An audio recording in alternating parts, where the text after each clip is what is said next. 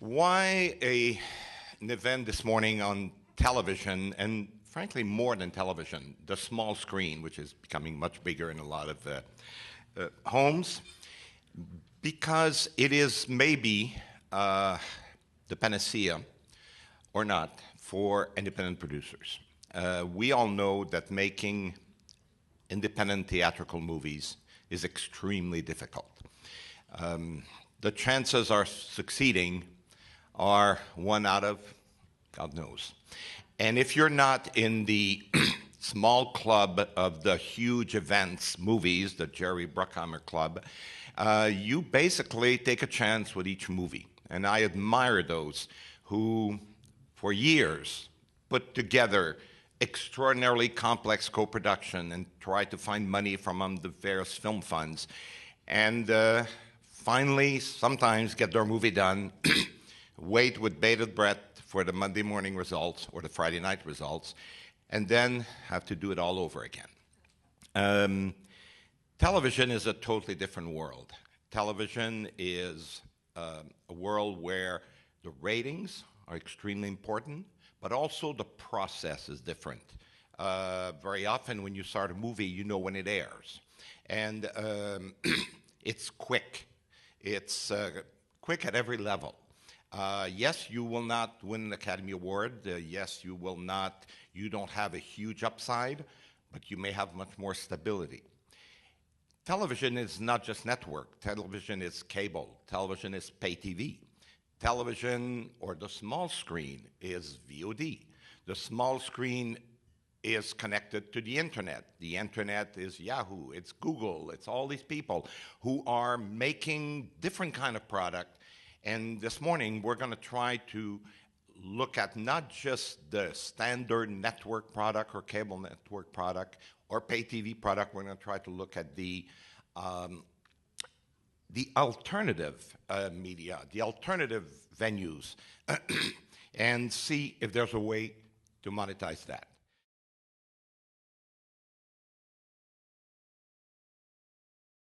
I really wanted to share with you this morning my thoughts about what I would sort of regard as the earthquake that has the potential to change the fortunes of all of us who are interested in producing independent TV. And, you know, unlike other upheavals in our business, this earthquake, I think, is only going to bring good things to us. And I think it really has the potential to make this the golden age of independent television. However, it is going to require us to organize very differently than we have in the past, and I want to address that this morning. Well, first of all, I grew up in a world where all production essentially emanated from an order from one of the 4 broadcast networks, the 2 pay cable networks, or the 5 or 6 cable networks that had the wherewithal to make a movie or a television show. And, you know, having worked as the guy ordering movies and series at both NBC and CBS, and then later the guy that was selling series on behalf of Sony and TriStar when we started, I was very cognizant of the very rigid nature of the sales cycle in those days and the license fee negotiations. Everything was done on a pattern, and there was very, very little deviation from that. But then something happened in 1992 which made me see the world differently. And that was, I was at CBS, I was ordering 60 movies a year. Every movie was $2.7 or $2.8 million, depending on breakage. And we were making a margin of about 20% on every one of those movies. And I kept wondering, well, how do we go and make a movie for $2 million? Because then I could get the margin to 30%. Enter Pierre David with his, his accent, which I've never been able to pin down, but charming nonetheless. And he said, you know what, I'm going to deliver you movies with the same cast that you have now. He says, but I'm only going to charge you $1 million per movie. So needless to say, I was blown away, and I asked Pierre, how was that possible? And he explained that he was a Canadian citizen, he was going to shoot in Canada, that between his international output agreements and the Canadian tax credit, he could just deliver a quality product for a cheaper price. And we started making movies. And sure enough, Pierre's movies performed just as well as the high price spread. And, you know, it was a real eye-opener for me. And 6 years later, I was starting up a new network, Pax TV, and I was wondering how we could afford to do series television when all we had to spend was $350,000 an episode. Now, at that time, the cheapest that anybody was ordering series was about $900,000, and a lot of the networks were ordering on a license fee of $1.3 million. Well, all we had was $350,000, and what did I do? I took a page from the Pierre David playbook. And I asked Tim Johnson, who's here, who's our head of production, I asked him how he felt about cold weather. And he explained, and this was because he said he had grown up in Minnesota. And I thought, oh my God, this is all meant to be. I said, you are going to love Toronto. And we produced all of our series, except we did a couple in Australia, but we produced virtually all our series independently for about $1.3 million an episode, all in. And after the Canadian sale and the tax credits and, you know, the international, we averaged about $350,000 an hour. And we were producing 5 series a year and 20 movies under this model. And overnight, we became a top 10 network. So now 10 years later, I think the table has been set for the biggest revolution that the independent television production marketplace has ever seen. And it's a factor of essentially four factors. It's a result of 4 factors. The first is the explosion of U.S. channels. Everyone who realized that the only thing that's going to move the needle for their advertisers, for their MSOs, and for the audience is original series. They have to do original series.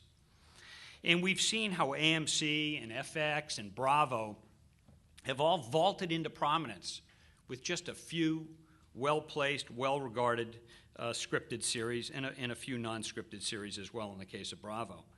The fact is, in the very near future, you're going to have 5 over-the-air broadcast networks plus Telefutura, so that's 6, 4 pay cable networks, 4 over-the-top services, and 40, perhaps 50 U.S. cable channels, all looking to order English language series, or in some cases also movies that distinguish them from the pack, but they're all concentrating on series. This is 65, 70 buyers in the marketplace just here. Now, some of these channels, like the networks, are going to be able to afford a $2 million license fee, but some of these channels can only afford $250,000. And we here in this room are uniquely suited to make those series. And it's truly all over the map. You know, you've got networks now ordering $2 million shows as well as $350,000 an episode shows as well. So we're also seeing new channels every day. Sundance, GMC, BBC announcing that they're doing their first scripted show. In fact, the other day, Discovery ordered their very first scripted series. And they've got all kinds of other series in development. So the series business is on fire. The second factor that heralds the revolution is the explosion of multi-channel viewing and satellite around the world. And it's very different than in the United States. In the United States, somehow the big media companies, as well as the MSOs, have gotten us all to pay, 90% of the American public, to pay $73 per household for our TV, which is, it's really mind-boggling. That's I'd love to talk to that sometime. But, you know, in most of Europe, satellite and cable penetration is well below 50%. However, There's ad-supported digital terrestrial channels that are rolling out in virtually every country. So you've got England, Germany, Italy. Italy's is going to have 300 digital terrestrial channels in the near future. In Brazil, you've got cable and satellite that have been let loose. Both are creating millions of new multi-channel households. In Asia, particularly China, India now has 100 million multi-channel households. India has as many multi-channel households as the United States has. Then on a worldwide basis, you've got over-the-top services, and I travel a lot around the world. In every place I go, I ask who's doing Netflix, who's doing the aggregated over-the-top service, and as soon as they've got the broadband infrastructure, somebody comes in, usually one or two players comes in to establish that service. And what's key here is the following, that these channels, they need programming, and they look first to the United States for the highest quality, the best produced, the most expensive hours, and no one else in the world is close. And these international channels are increasingly open to pre-buying and helping to put together with multiple partners these big English language series. And I'll give you an example. You've got the Borgias, one of the two Borgias. It's produced by Beta in Germany. Who are their partners? Well, they've got ARD, the public channel out of Germany. They've got Canal Plus, the pay operator in France. And they've got Netflix, one of the over-the-top services here. And they're all co-funding the Borgias production, and Borgias now is on its second year. So, this is a new event in the television business, where you're putting together a consortium of partners that are producing English language programming. And I would suggest that, we have to organize specifically to take advantage of this opportunity.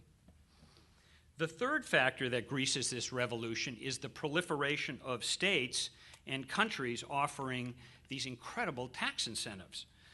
Canada sort of pioneered this, and they're still a leader, but, they are not alone. There are just so many. There's 36 states, and there's so many countries that have incredible tax credits. And I've produced in a lot of these places. At various times I've used Louisiana, I've used Puerto Rico, which has an amazing tax credit, New York and Georgia, and have experienced better or equal savings to Canada. And you get anywhere from 20 to 30% of the entire budget. And the thing is that they move around a lot. There's a lot of factors to take into account, and sometimes unanticipated factors. You've got states that are capping tax incentives, so you got to get into the queue early if you're going to take advantage of that year's tax incentives. Other states like Louisiana now, they have so much activity that they're running way behind in funding the rebate. So that's another factor, because it's going to cost you more in interest. And then you've got states with tax credits, not rebates, credits like Georgia, where there's a lot of friction, selling the credit, and you have to take that into account.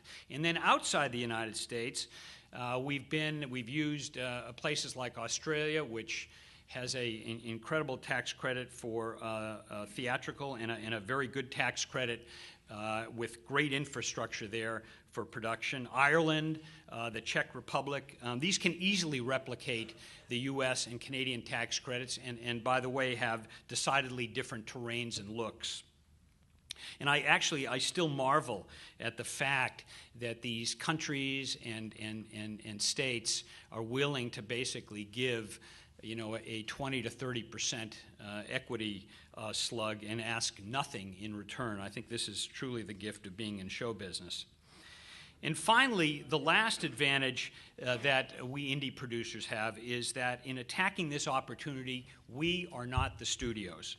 And in the series business particularly, this is really critical. We do not have these high fixed overheads, the inflated salaries, the union-only production models. And where this can really be a huge advantage is in making talent deals. Given the current studio models, and I was on the other side of these models for years and years, after the 15% overhead and the distribution fees and the much higher cost of production and marketing, the back ends are, I won't say worthless, but they are way, way off in the distance. And our ability to approach talent in a much more transparent way is a huge leg up for us, and we have to use it. So the question that I'm putting to you today is, if you agree with me about the opportunity, do you feel that you have the resources to take advantage of it? And ideally, what would those resources be to take advantage of the international television series opportunity? First, you need a broad range of network relationships. It's really critical. Relationships that cover not only the 65 networks, domestic networks, but that we've discussed the international opportunity as well, particularly with those networks that are willing to co-finance and co-produce English language shows. Most of us in this room, if we're working in television, we've got 2 to 4 relationships that we rely on for most of our business. But we're talking about 60 potential buyers, maybe more. Every day there's added ones. Second, you can't do a scripted series without a banking relationship, because you've got to fund the tax incentives and the deficits. But the studios have discovered, and every studio will tell you this, that the largest margin they have on filmed entertainment is the cable series. So if you can make a series and you can sell a series, chances are it will make money. But first, you have to finance it. 3, we need very timely and reliable information about where to produce, the production tax incentives, and where to shoot to minimize production costs, maximize rebates, and who actually is going to honor their incentive. And finally, 4th, we need to work with international distributors that are also independents and to whom our product is important. The studios have so much riding on their broadcast series. The deficits are so huge, $1.4, $1.6 million deficit per show. And secondarily, they make all these cable shows as well, so that their acquisition of third-party product is an afterthought, and we're generally going to get short shrift. But you've got independents like ITV and Endemol and E1 and Content Film and Gaumont and a bunch of others that tend to be much more creative in their deal making and much more focused on getting your product the maximum amount of dollars.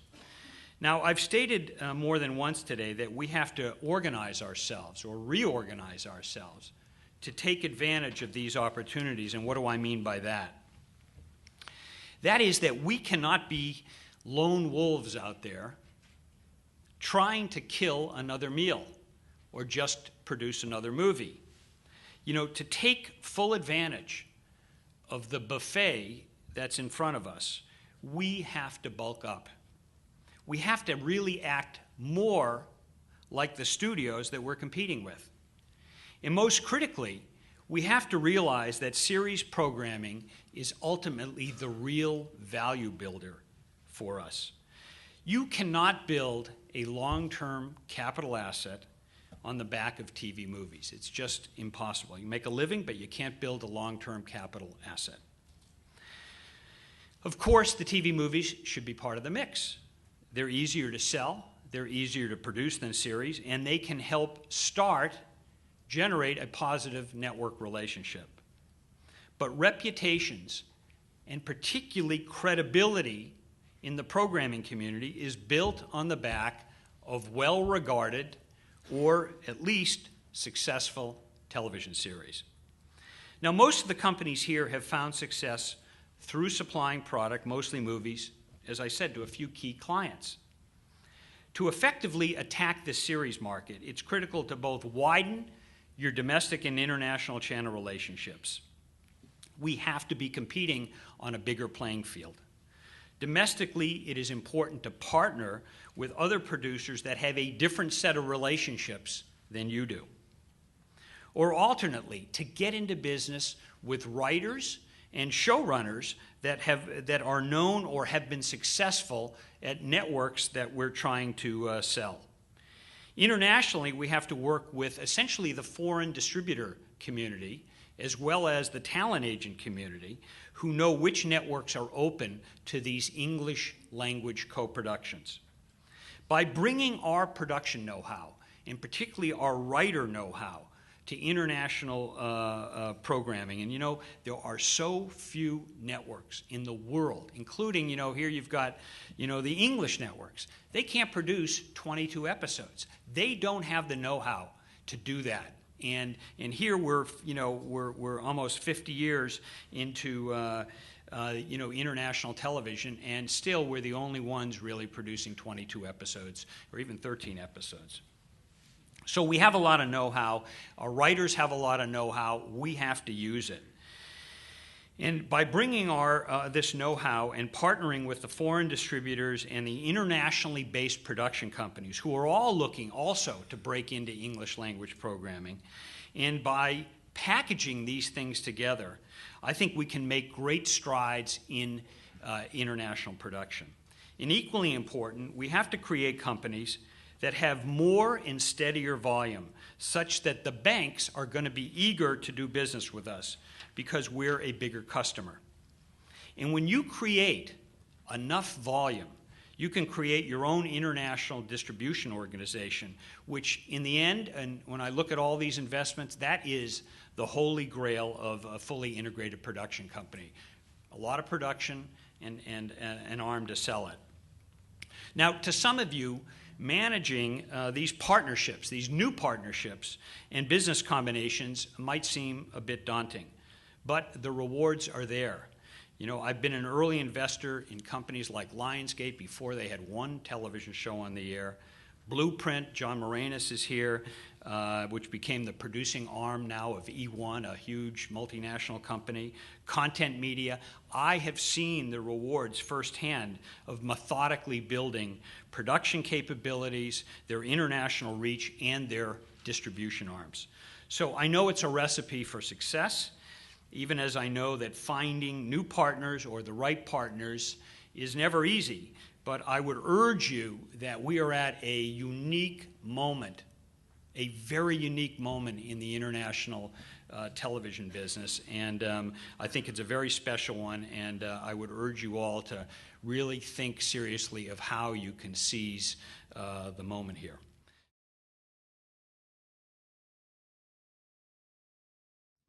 I was wondering if you might comment on the possibility of tempering the interest in English language films with the increased emphasis around the world on local language production. So, one of the issues is that this local language production thus far, there's only a couple places where the stuff really has a big export market. The Korean series, as you know, are exported all through Asia. There's a good market there. But, the original language programming in France and, in Italy, I mean, it hardly ever, it never gets out of the market. So I think it's a much tougher model. It's the English language programming. When you go to MIP, that's the stuff that, is basically trafficked around the world. Thank you. As far as having a web presence, how important do you think that is in today's market? Well, listen, web, the original internet series, they're going to happen. The problem is that, and I financed a company that, started this. It was, we did 5 shows in the order of about $2 million a show. So these weren't cheap shows. The problem is that it's a short-form business, essentially. Right now it's a short-form business. And, we said, like everybody is saying now, well, I'll just take all those little things and I'll put them together and I'll sell them as a movie. But you know what? They don't really work as a movie. And so you've got to make the money in the actual short form itself. And the issue here is that if you can get 10 million views on the web, which, as you know, is a huge amount of viewing. If you can get 10 million views and you've got, say, a $5 CPM, that means that you can only, you basically you're getting $50,000. That's it for producing that segment. And 10 million views is a tough thing to get to. And so, we can all produce, everybody in this room can produce something good, 3 to 5 minutes for $50,000. But it's a long way to go for very little margin. So, the problem here is that you've got, one, a measurement system. When you put on these cable networks and series, when they post their results to the advertisers, they've been doing it for years. The advertisers believe everything. The posting, for internet series is a much different thing. There's a lot of skepticism among the ad agencies, and then you've got to get somebody to monetize. And at $5 CPM, it's very cheap. But, some of the stuff is even going for a lot less, and when you go on YouTube, it's a lot less than $5. So, it's really a sales and posting issue, as well as getting something, who does the marketing where they're going to guarantee 10 million views. So the market's developing. It's probably a good market to tip your, stick your toe into, but I don't think it's a real business yet. Okay, thank you. The last question, please. I just wanted to piggyback off that. With YouTube investing all this money into their premium channels, where do you see that going? They've funded, I guess, 100 of these channels, and I don't know. I think I've heard, and I don't know for a fact, that maybe 2 are making money. So, they've invested a lot of money. They have a lot of money to invest. I guess the question is this going to be, a channel business? Is that the model? Or is it going to be a subscription business? And it sort of feels to me like instead of an ad-supported channel business, it feels like, to make money on the internet, it's got to be a subscription business where you feel strong enough about the content that you're going to pay $3 to $5 a month to get it, so that you've got a base. And if you can get 1 million, people that feel strongly enough about it, which is only, less than 1% of U.S. households, maybe you've got a business. Thank you. Okay. Thank you very much.